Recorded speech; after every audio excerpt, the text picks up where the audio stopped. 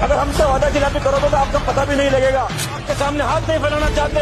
हम वो कौम है जिस कौम ने हिंदुस्तान की धरती को आजाद कराने के लिए दन्ना कोतवाल के रूप के अंदर लड़ाई शुरू करी थी। हम वो कौम है जिस कौम के बेटे सरदार वल्लभ भाई पटेल ने इस देश को एक करने का काम किया था। हम वो कौम है जिस कौम का शासन आसिन से लेकर अफगानिस्तान तक था, जिस कौम का नाम अफगानिस्तान के राष्ट्रगान के अंदर आता है। उस कौम के आगे, जिस कौम के आगे वीर लगता है, उस कौम को आपने खिलवाड़ का विषय बना दिया।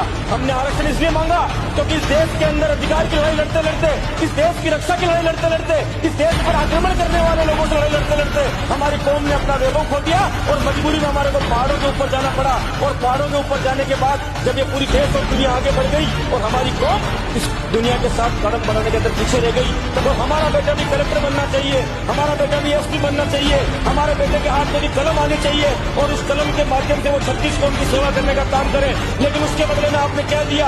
आपने हमारी खून से धरती को लाभ कर दिया।